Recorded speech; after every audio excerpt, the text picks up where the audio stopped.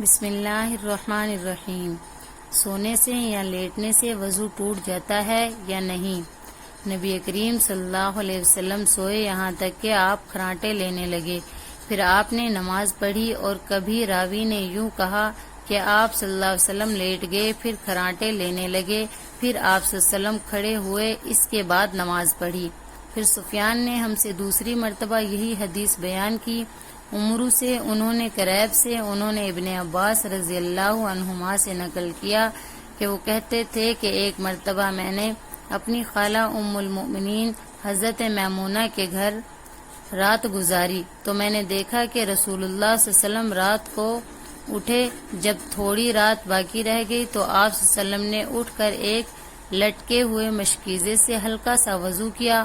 عمرو اس کا ہلکا پن اور معمولی ہونا بیان کرتے تھے، اور آپ کھڑے ہو کر نماز پڑھنے لگے تو میں نے بھی اسی طرح وضو کیا جس طرح آپ صلی اللہ علیہ وسلم نے کیا تھا، پھر آ کر آپ کے بائیں طرف کھڑا ہو گیا۔ اور کبھی سفیان نے ان سیارہ کی بجائے ان شمالی ہی کا لفظ کہا، مطلب دونوں کا ایک ہی ہے۔ پھر آپ صلی اللہ علیہ وسلم مجھے پھیر لیا اور اپنی داہنی جانب کر لیا، پھر نماز پڑھی جس قدر اللہ کو منظور تھا، پھر آپ لیٹ گئے اور سو گئے، حتیٰ کہ خراٹوں کی آواز آنے لگی۔ پھر آپ کی خدمت میں مؤذن حاضر ہوا اور آپ کو نماز کی اطلاع دی۔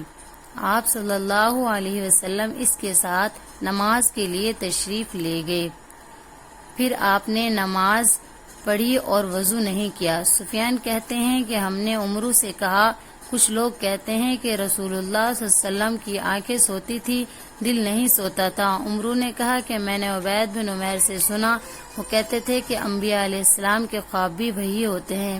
پھر قرآن کی آیت پڑھی کہ میں خواب میں دیکھتا ہوں کہ میں تجھے ذبح کر رہا ہوں۔